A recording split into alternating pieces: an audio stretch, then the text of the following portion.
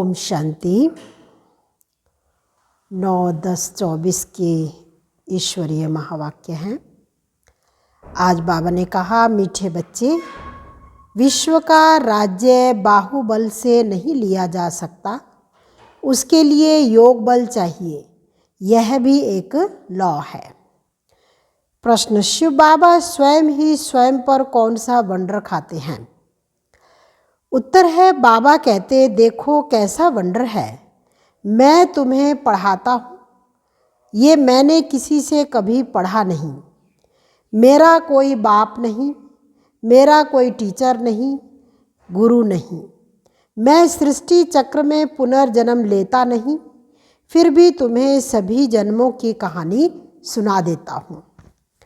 खुद 84 के चक्र में नहीं आता, लेकिन 84 का ज्ञान बिल्कुल एक्यूरेट देता हूँ। ओम शांति। रूहानी बाप तुम बच्चों को स्वदर्शन चक्रधारी बनाते हैं, अर्थात तुम इस 84 के चक्र को जान जाते हो।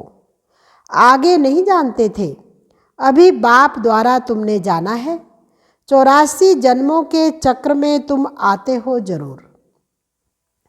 तुम बच्चों को 84 के चक्र का नॉलेज देता हूँ। मैं स्वदर्शन चक्रधारी हूँ, परंतु प्रैक्टिकल में 84 जन्मों के चक्र में आता नहीं हूँ। तो इससे समझ जाना चाहिए, शिव बाप में सारा ज्ञान है। तुम जानते हो, हम ब्राह्मण अभी स्वदर्शन चक्रधारी बनते हैं, बाबा नहीं बनते हैं। फिर उनमें अनुभव कहाँ से आया? हमको तो अनुभव प्राप्त होता है। बाबा कहाँ से अनुभव लाते हैं? जो तुमको सुनाते हैं। प्रैक्टिकल अनुभव होना चाहिए ना। बाप कहते हैं, मुझे ज्ञान का सागर कहते हैं, परंतु मैं तो 84 के चक्र में आता नहीं हूँ। फिर मेरे में ये ज्ञान कहाँ से आया? टीचर पढ़ाते हैं तो जरूर खुद पढ़ा हुआ है ना। यह शिव बाबा कैसे पढ़ा? इनको कैसे 84 के चक्र का मालूम पड़ा, जबकि खुद 84 जन्मों में नहीं आता है। बाप बीज रूप होने कारण जानते हैं, खुद 84 के चक्र में नहीं आते हैं, परंतु तुमको सब समझाते हैं। यह भी कितना वंडर है। ऐसे भी नहीं बाप कोई शास्त्र आदि पढ़ा हुआ है। कहा जाता है ड्रामा अनुसार उसमें ये नॉलेज नूंधी हुई है जो तुमको सुनाते हैं। तो वंडरफुल टीचर हुआ ना, वंडर खाना चाहिए ना, इसलिए इनको बड़े बड़े नाम दिए हैं, ईश्वर, प्रभु, अंतर्यामी आदि आदि। तुम वंडर खाते हो, ईश्वर में कैसे सारी नॉलेज भरी हुई है। उनमें आई कहाँ से जो तुमको समझाते हैं? उनको तो कोई बाप भी नहीं जिससे जन्म लिया हो व समझा हो। तुम सब भाई भाई हो। वह एक कैसे तुम्हारा बाप है, बीज रूप है। कितनी नॉलेज बैठ बच्चों को सुनाते हैं। कहते हैं 84 जन्म मैं नहीं लेता हूँ, तुम लेते हो। तो जरूर प्रश्न उठेगा ना, बाबा आपको कैसे मालूम पड़ा? बाबा कहते हैं, बच्चे, अनादि ड्रामा अनुसार मेरे में पहले से यह नॉलेज है जो तुमको पढ़ाता हूँ। इसलिए ही मुझे ऊंचते ऊंच भगवान कहा जाता है। खुद चक्र में नहीं आते, परंतु उनमें सारी सृष्टि के आदि मध्य अंत की नॉलेज है। तो तुम बच्चों को कितनी खुशी होनी चाहिए। उनको 84 के चक्र की नॉलेज कहाँ से मिली? तुमको तो मिली बाप से। बाप में ओरिजिनल नॉलेज है, उनको कहा ही जाता है नॉलेजफुल। कोई से पढ़ा भी नहीं है तो भी उनको ओरिजिनल नॉलेज है, इसलिए नॉलेजफुल कहा जाता है।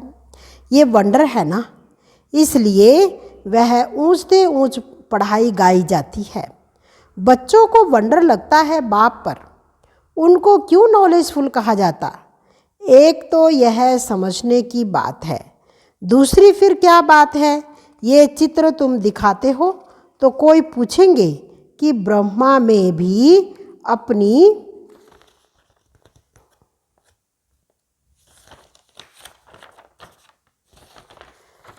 ब्रह्मा में भी अपनी आत्मा होगी और यह जो नारायण बनते हैं उनमें भी अपनी आत्मा होगी। दो आत्माएं हैं ना, एक ब्रह्मा एक नारायण की। परंतु विचार करेंगे ये कोई दो आत्माएं नहीं हैं, आत्मा एक ही है। यह एक सैंपल दिखाया जाता है देवता का। ये ब्रह्मा सो विष्णु अर्थात नारायण बनते हैं। इसको कहा जाता है गुहे बातें। बाप बहुत गुहे नॉलेज सुनाते हैं जो और कोई पढ़ा ना सके। इसलिए सिवाय बाप के तो ब्रह्मा और विष्णु की दो और कोई आत्माएं नहीं हैं। वैसे ही सरस्वती और लक्ष्मी इन दोनों की दो आत्माएं हैं या एक? आत्मा एक है, शरीर दो हैं। ये सरस्वती ही फिर लक्ष्मी बनती है, इसलिए एक आत्मा गिनी जाएगी। 84 जन्म एक ही आत्मा लेती है। यह बड़ी समझ की बात है।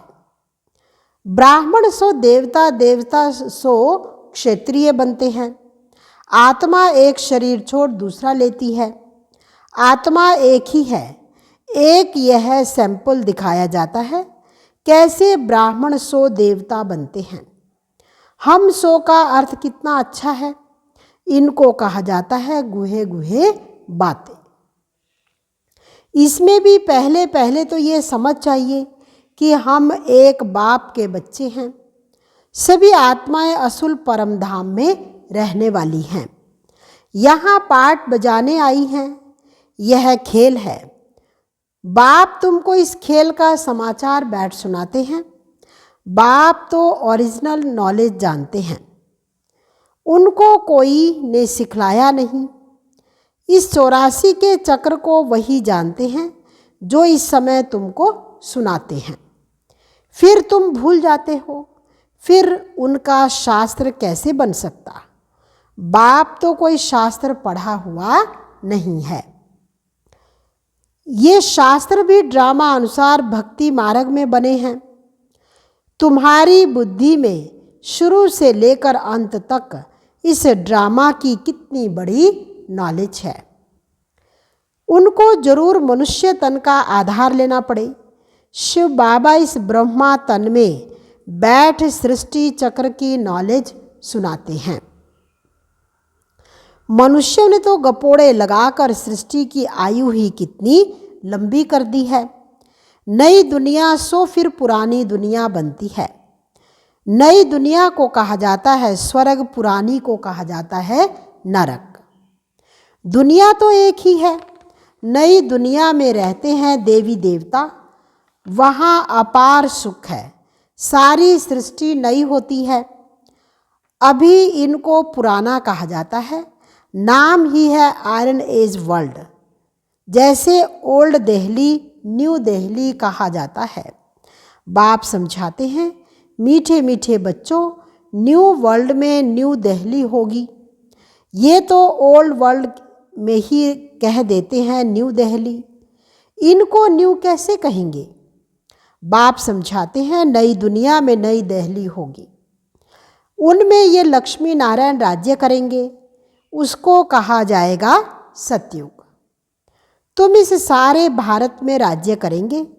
तुम्हारी गद्दी यमुना किनारे पर होगी।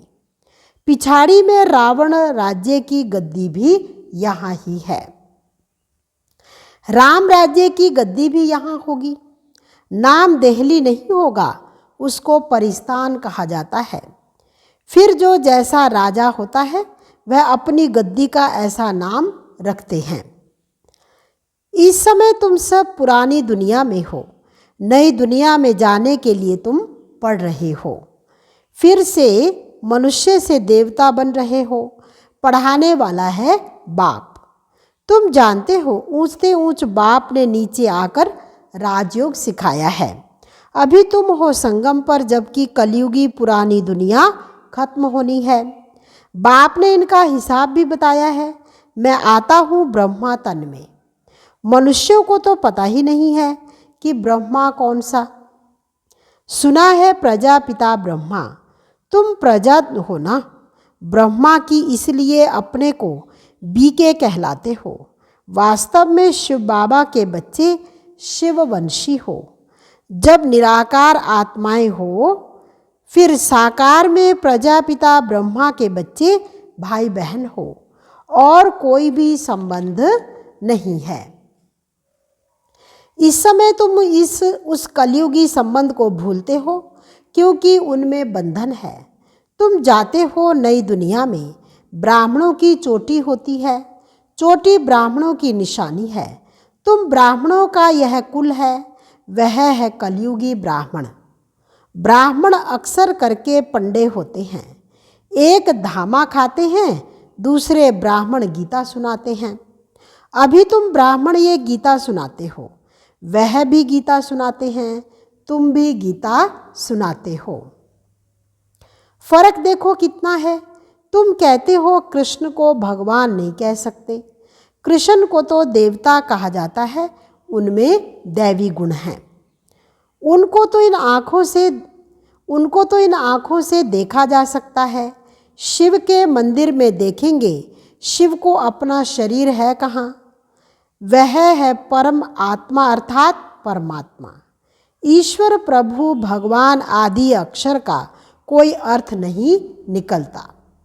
परमात्मा ही सुप्रीम आत्मा है, तुम नॉन सुप्रीम हो।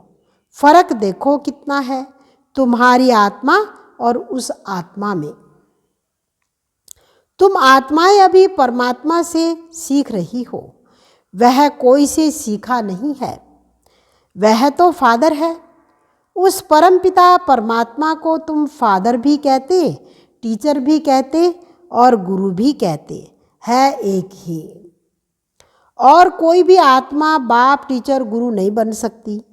एक ही परमात्मा है, उनको कहा जाता है सुप्रीम। हर एक को पहले फादर चाहिए, फिर टीचर चाहिए, फिर पिछाड़ी में चाहिए गुरु। बाप भी कहते हैं मैं तुम्हारा बाप भी बनता हूँ, फिर टीचर बनता हूँ, और फिर मैं ही तुम्हारा सद्गति दाता सतगुरु भी बनता हूँ। सद्गति देने वाला गुरु है एक ही, बाकी तो गुरु अनेक हैं। बाप कहते मैं तुम सबको सद्गति देता हूँ। तुम सब सतयुग में जाएंगे, बाकी सब चले जाएंगे शांति धाम, जिसको परम धाम कहते हैं। सतयुग में आदि सनातन देवी देवता धर्म था, बाकी कोई धर्म है नहीं, और सभी आत्माएं चली जाती हैं मुक्ति धाम। सद्गति कहा जाता है सतयुग को। पाठ बजाते बजाते फिर दुर्गति में आ जाते हैं।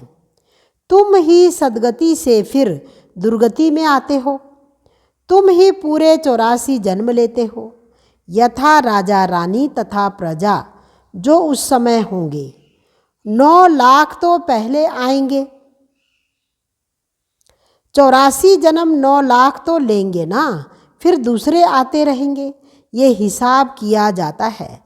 जो बाप समझाते हैं सब 84 जन्म नहीं लेते हैं, पहले पहले आने वाले ही 84 जन्म लेते हैं, फिर कम कम लेते आते हैं। मैक्सिमम है 84।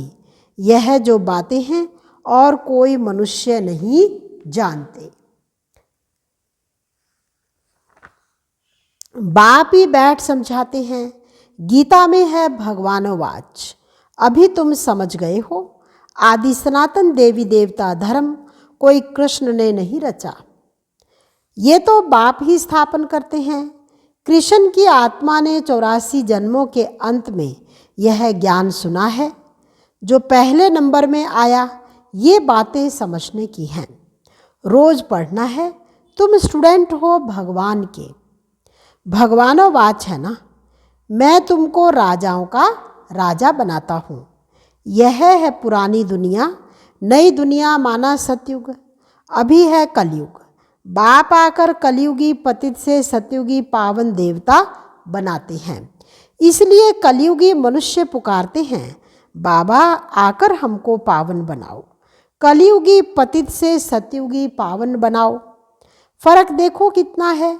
कलयुग में है अपार दुख।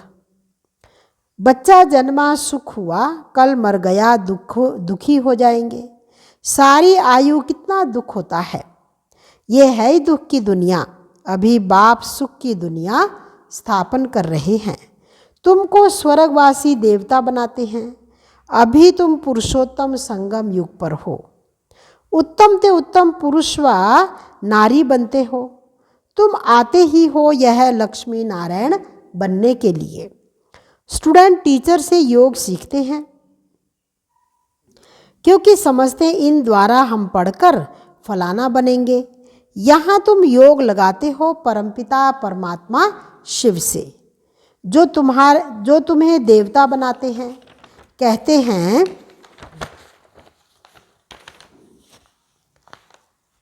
मुझ अपने बाप को याद करो जिसके तुम शालिग्राम बच्चे हो। अपने को आत्मा समझ बाप को याद करो, वही नॉलेजफुल है। बाप तुम्हें सच्ची गीता सुनाते हैं परंतु खुद पढ़ा हुआ नहीं है। कहते हैं मैं किसका बच्चा नहीं, कोई से पढ़ा हुआ नहीं हूँ, मेरा कोई गुरु नहीं। मैं फिर तुम बच्चों का बाप टीचर गुरु बनता हूँ। उनको कहा जाता है परम आत्मा। इस सारे सृष्टि के आदि मध्य अंत को जानते हैं। जब तक वह ना सुनावे तब तक तुम आदि मध्य अंत को समझ ना सको। इस चक्र को जानने से तुम चक्रवर्ती राजा बनते हो। तुमको ये बाबा नहीं पढ़ाते हैं, इसमें शिव बाबा प्रवेश कर आत्माओं को पढ़ाते हैं। ये नई बात है ना, ये होते ही हैं संगम पर। पुरानी दुनिया खत्म हो जाएगी, किसकी दबी रहेगी धूल में, किसकी राजा खाए। बच्चों को कहते हैं बहुतों का कल्याण करने के लिए, फिर से देवता बनने के लिए ये पाठशाला म्यूजियम खोलो, जहाँ बहुत आकर सुख का वर्षा पाएंगे। अभी रावण राज्य है ना, राम राज्य में था सुख, रावण राज्य में है दुख, क्योंकि सब विकारी बन गए हैं। वह है निर्विकारी दुनिया। बच्चे तो इन लक्ष्मी नारायण आदि को भी है ना, परंतु वहाँ है योग बल। बाप तुमको योग बल सिखलाते हैं। योग बल से तुम विश्व के मालिक बनते हो। योग बल बाहुबल से कोई विश्व का मालिक बन न सके। ला नहीं कहता, तुम बच्चे याद के बल से सारे विश्व की बादशाही ले रहे हो। कितनी ऊंची पढ़ाई है। बाप कहते हैं पहले पहले पवित्रता की प्रतिज्ञा करो। पवित्र बनने से ही फिर तुम पवित्र दुनिया के मालिक बनेंगे। अच्छा, मीठे मीठे सिकिलधे बच्चों प्रति माता पिता बाप दादा का याद प्यार और गुड मॉर्निंग।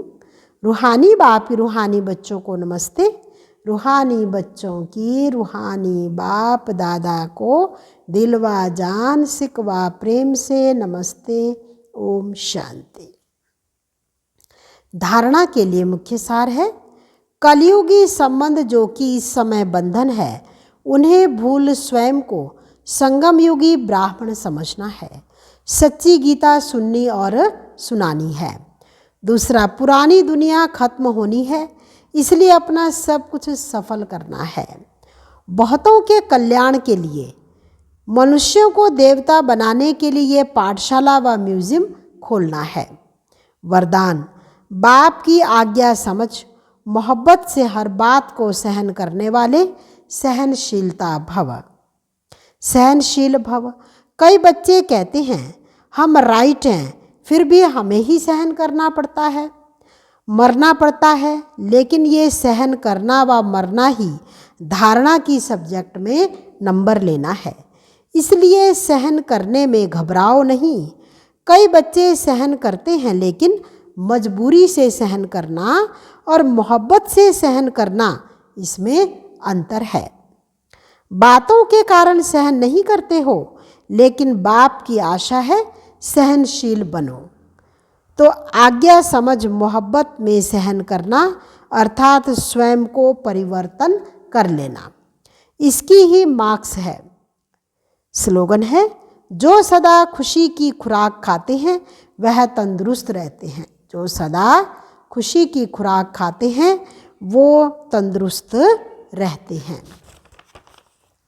मीठे बच्चे, विश्व का राज्य बाहुबल से नहीं लिया जा सकता, उसके लिए योग बल चाहिए, यह भी एक लॉ है। अच्छा, ओम शांति।